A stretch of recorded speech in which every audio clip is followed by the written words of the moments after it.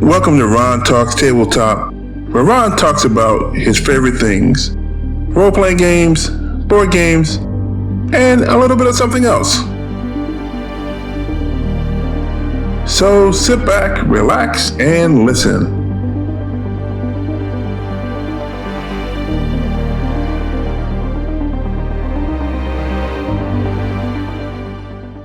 Hey everybody, Ron here, and welcome to episode 4 of the Ron Talks Tabletop Podcast. This has been a while coming. I apologize for that. You know, life happens. In this episode today, we're going to have an RPG corner on the Everyday Heroes RPG. And then in the Lagniappe, we're going to have a interview with the owner of Hounds and Jackals games for the Kickstarter that he has upcoming that starts on June 1st. Thanks for your patience as always, folks. And on with the show. RPG Corner.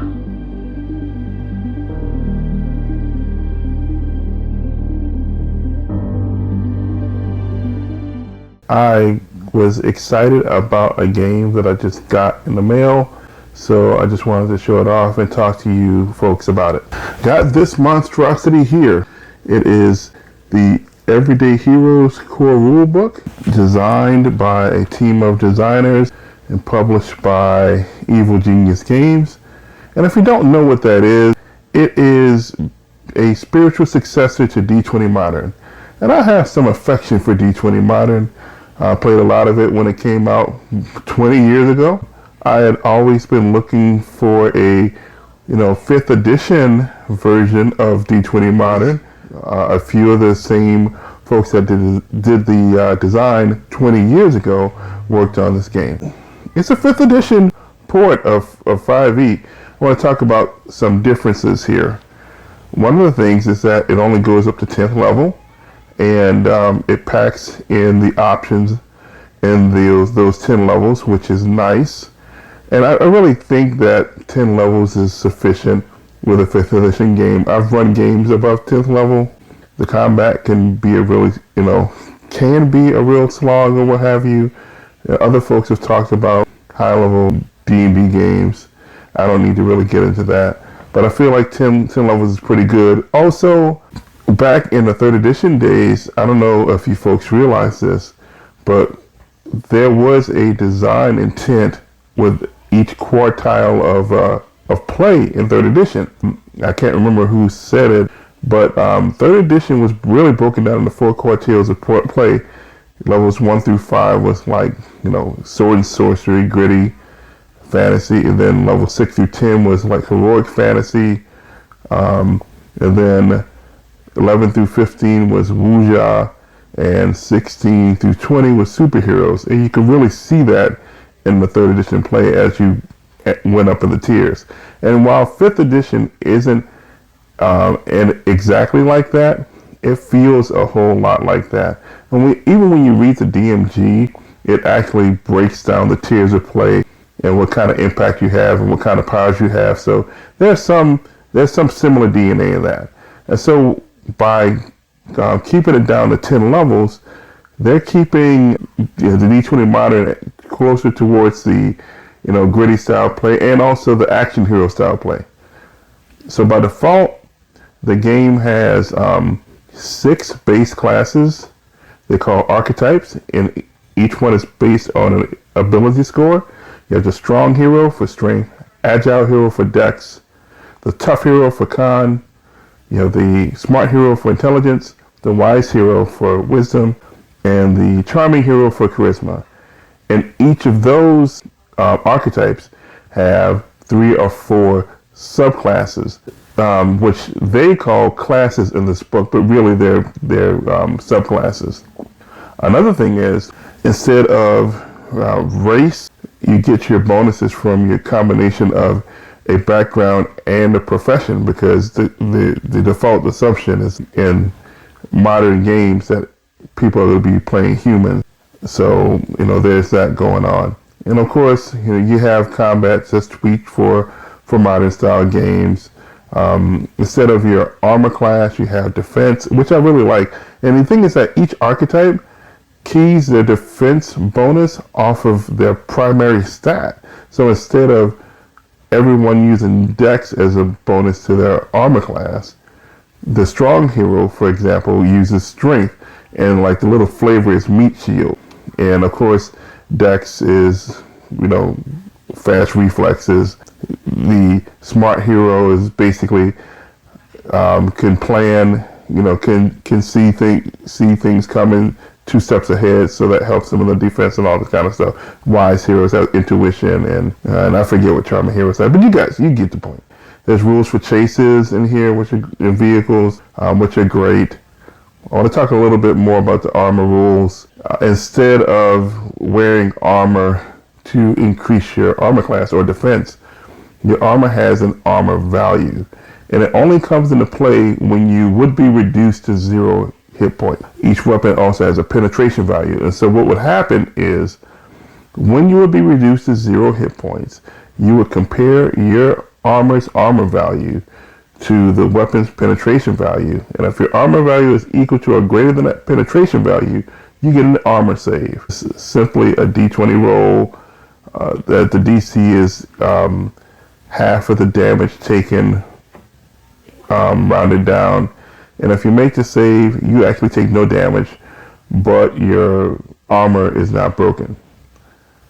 So that's neat. Now, some folks are not going to like that, but I think it works great. I think it's a rule that gets out of the way, but except for when it matters in the story, because this game really leans into the concept of hit points as a combination of things like luck and timing and endurance, as well as physical damage, which really what it was from the get-go.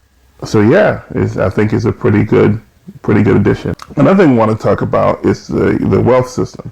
Now in D20 Modern, they have this wealth system, the abstract wealth, instead of dealing with straight dollars and cents, right?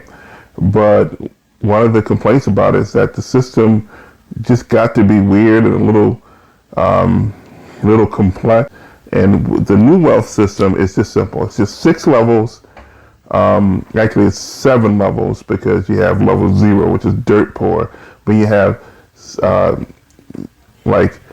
level 6, which is super villain rich, but no players can get to that level. Most players will be somewhere between levels 1 to 4, where 2 is middle class, and 3 is upper class, affluent, and 4 is actually rich, maybe maybe even millionaire level. And what you do is you just compare your wealth level to the price level of the item, and if it's equal to or lower, then you get to have it within reason. And if the price level is above that, you work out something with the GM to figure out what you need to do to get it, because people can reach up and get items that are really expensive, just like in real life, and take on debt and do all other kinds of stuff. It can, of course, that stuff can make for some interesting stories. So there's plenty going on. I got on this kick because on Monday I played in a one-shot with a bunch of guys on the Mr. Mean server. Hi, Mr. Mean. It was GM by Brian Isakoff, who's a nice guy and somebody I was actually aware of from his 2D6 in a Random Direction podcast days. But he did a good job running the scenario, although we only got halfway through it. I had a ton of fun playing a charming hero who is a leader class with a military type. I don't play charisma characters, but that was one of the only options that were available, and I chose to go with it just to get a little bit out of my comfort zone. And I had a blast playing that character with the different options, and because the charming heroes, they have influence, which has some similar mechanics to what bards can do with their bardic inspiration. But the leader type can felt like playing a 4E Warlord, and that's really cool. Check this game out. It's on Drive-Thru RPG. I think you can buy the book there. You could also buy the book on the Evil Genius website. So, and there's a free quick start if you're curious about the game but don't want to put money in it. It's a game that I highly recommend, so go check it out. Lagniappe.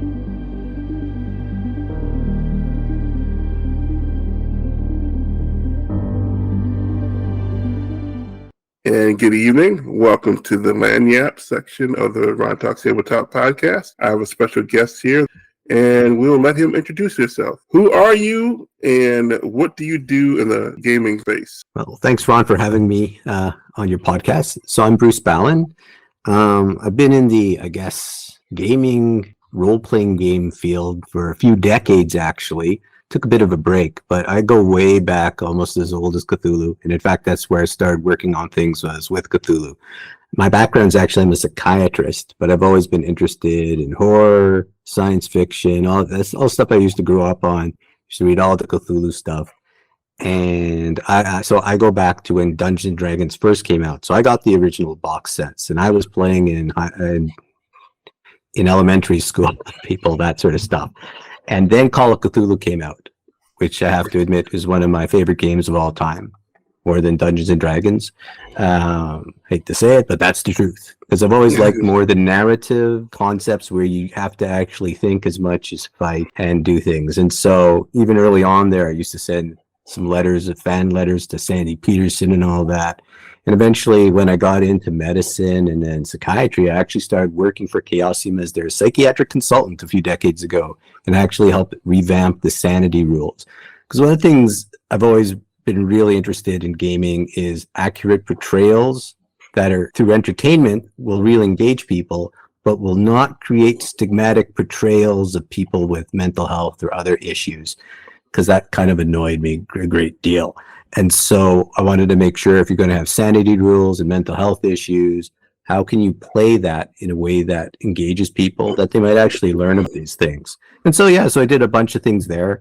And then I saw Delta Green came out through these Arc Dream and all this. I said, wow, these guys are really taking it seriously. And that made me step up, kind of write up this book called Unseen Masters way back. It won a whole bunch of awards for mental health, as well as Gamma Awards and things like that. And it was all about mental health in a modern day Cthulhu setting. And then I worked for Wizards of the Coast and some other superhero games and things like that. Then I had a family and other things, and kind of dropped it for a while. Went into the whole field of magic and illusion and simulation and training. But to me, it's all the same. It's all about entering into immersive worlds where you enter into things and get people to imagine stuff. Every decade I get interested in this. For 2020, I said, I got to get back into gaming, because I got addicted to Kickstarter, where my friends showed me like Cthulhu Wars and Zombicide. I said, oh my God, this stuff is good. Look at these cool miniatures. So I said, I can do some of this stuff. So I started to want to do board games, magic, and role playing. Then COVID hit, so I had a lot of time on my hands. And then I started putting things out under this little company I call Hounds and Jackals, because I love dogs. I've been putting things out for a while now, just little things. It's a one-person operation with a whole bunch of freelancers as needed. So that's pretty much my little short introduction. Great. Couple of follow-up questions. First of all, I think I saw a Canadian email address. Are you in Canada? I am in Canada, yes. Okay, where? I am in Toronto. Yeah, I know Toronto.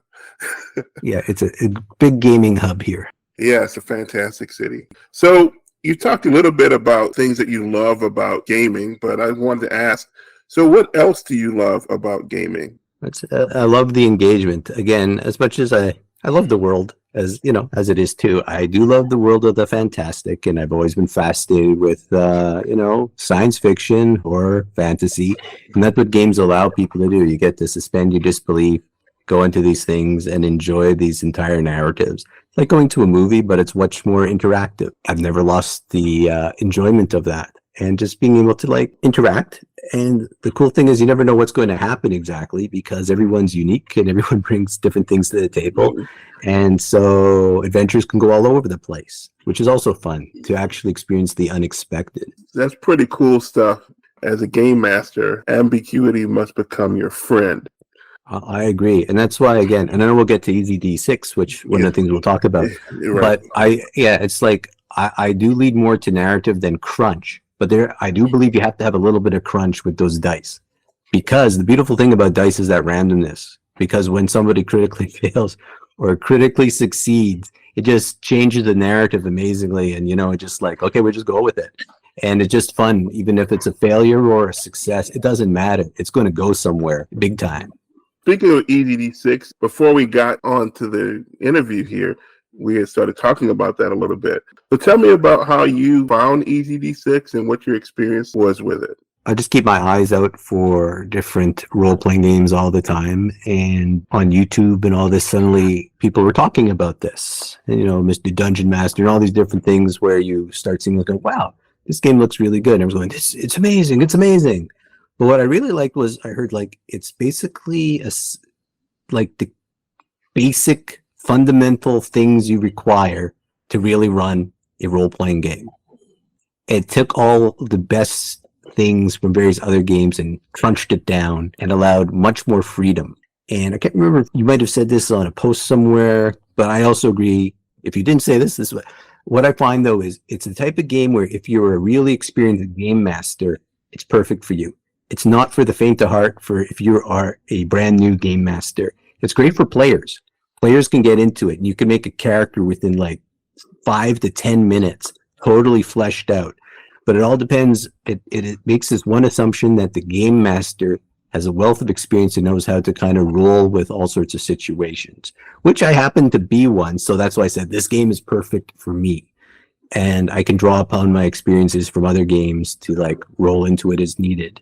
But I love the fact it had all this really cool dynamics to it. So I found it there. I bought it and said, oh my God, this is really good. And I did know that. I said, hey, Scotty McFarlane, DM Scotty, is like, this is good. Can I make stuff for it, please?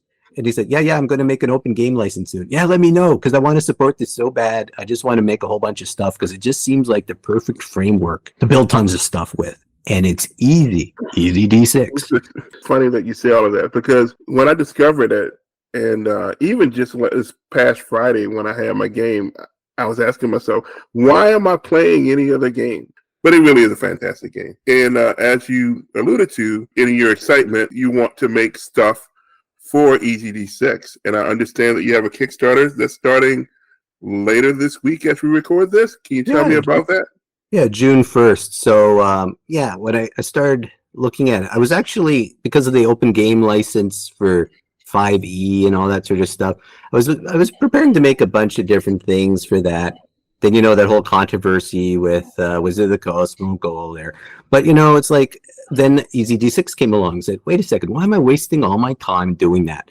And so I have a whole bunch of different projects. I'm just converting it all to EZD6 because it's so nice of a system. Yeah, I actually started working first on a post-apocalyptic setting, but then I found Scotty was working on one too. His is different. His is right after the post-apocalypse. Mine is more like Gamma World.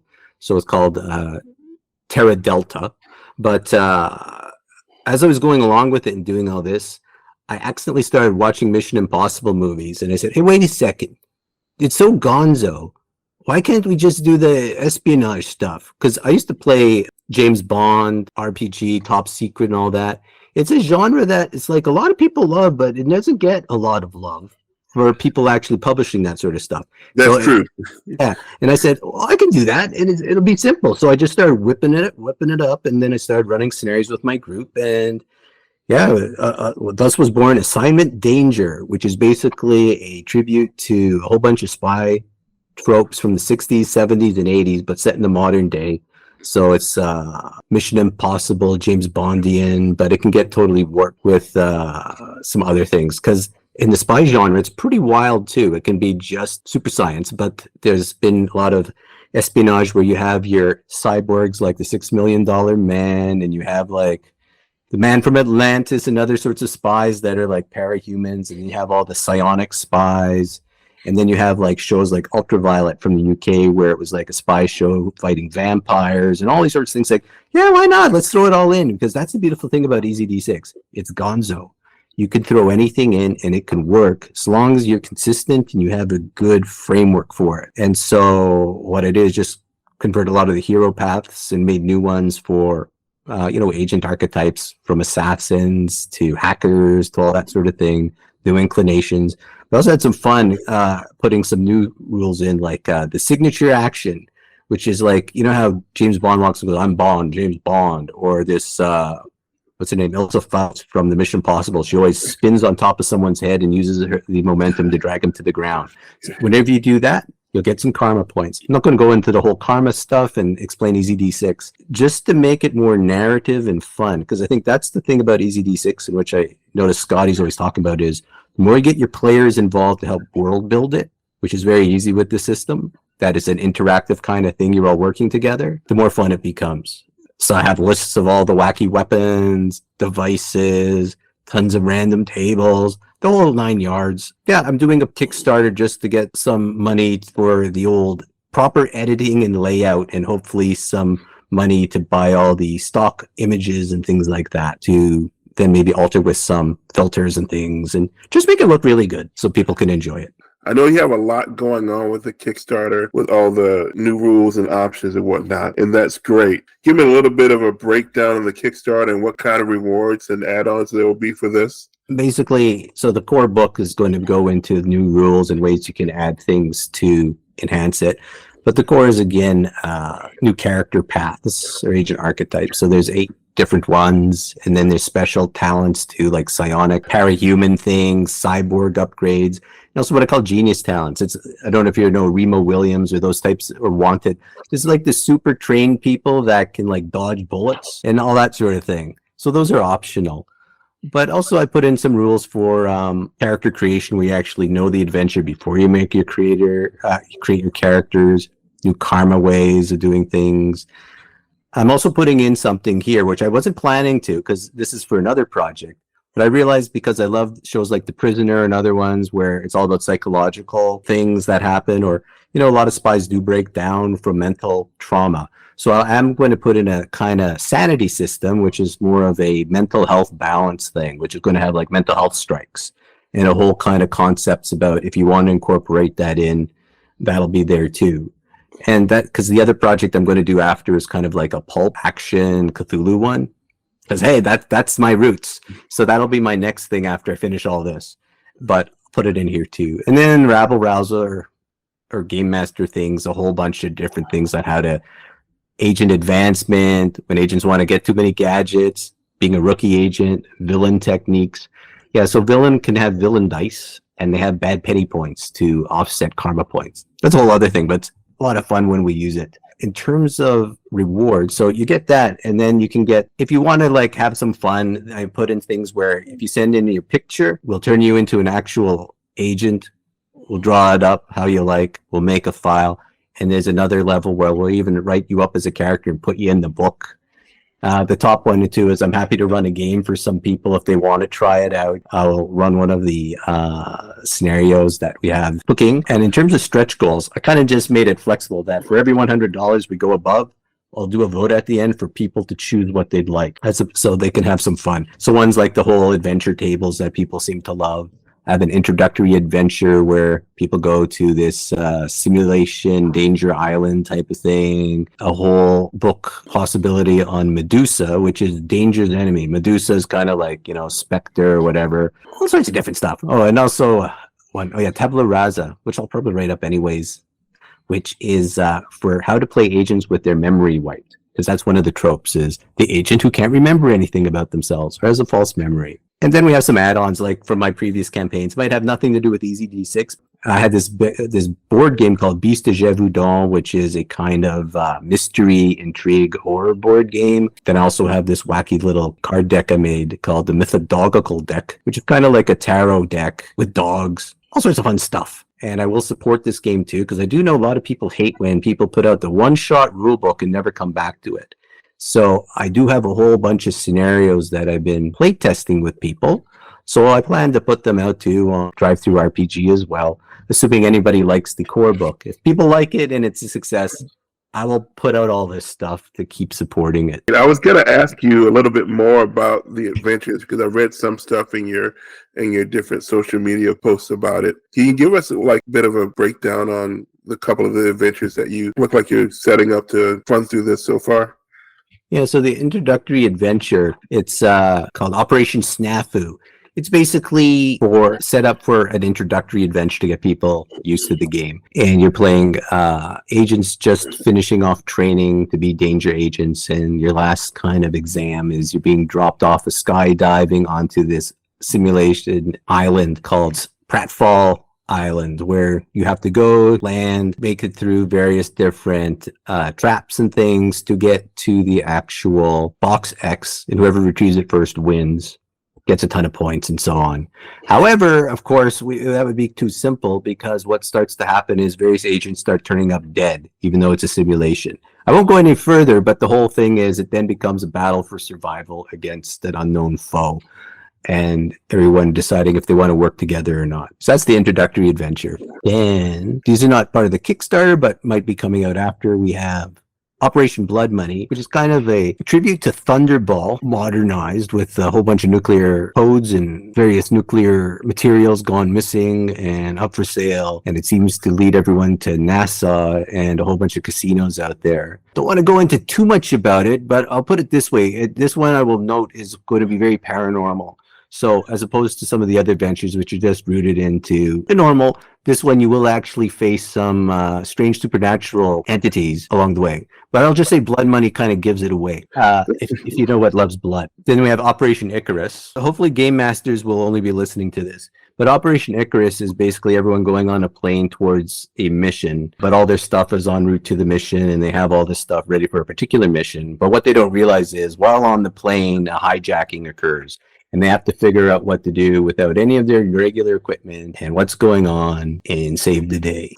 And then we have Operation Formula X, which is happening at the Grand Prix in Monaco, where people are going to stop this, what supposedly is this insane cult where people believe if they do these various rituals, they will bring upon the area various earthquakes and various disasters and so on. And it seems like they've actually been able to do it. But I will give it away that it's not any supernatural stuff. It's all a hoax being run by a particular enemy organization to fool everybody, kind of like a Scooby-Doo thing with pull off the mask if you get that far. But it's all a cover for them to do their true operation while they're there, which I won't tell you about because it'll ruin it all. So there you go. Because that's the one thing about these things. It's all mysteries. You can't give too much away without ruining the plot. Exactly. All that stuff sounds exciting. And so the Kickstarter starts June 1st. How long is it going to last until? It's 24-day long in tribute to the show 24 with Jack Bauer. So I figured, sure, we'll make it 24 days. All right. You heard that here, folks. It's going to be only 24 days. So when you hear this podcast, which will be released probably on the 1st or maybe on June 2nd, you're going to have 23 or 24 days to get at this. So I have one more question for you. Well, two more. What is something else about you, Bruce, that we might find interesting? Well, as I said before, I don't know, people find this interesting because I am an illusionist as well. And I used to do tons of stage shows, including at Stratford, Canada Stage and all that. It's always about mental health as well, but I used to do entire illusion and mentalism acts. And it was all to help people understand what mental health was as well. And yeah, so I still like to run around with my card deck as well and do close-up magic and gambling demonstrations and so on. So that's something people find, I guess, interesting. That is interesting, and I think it's a noble endeavor. Finally, where can we find you on the internet? You can just look me up on houndsandjackals.ca is probably where you'll find most of my things. With that Linktree things as well. But that's where I post all my different activities in terms of games and these types of activities and projects that I'm trying to come out with. Thank you for taking the time to do this interview with me. Well, thank you for having me on. I greatly appreciate it. All right, folks. Till next time. Thank you for listening to the Ron Talks Tabletop Podcast. All music is by Scott Buckley and is used under a Creative Commons license. Find me on Instagram and Facebook at Ron Talks Tabletop, on Twitter at Ron Talks TBTop, and on YouTube at Ron Frazier. And until next time, Safe travels, my friends.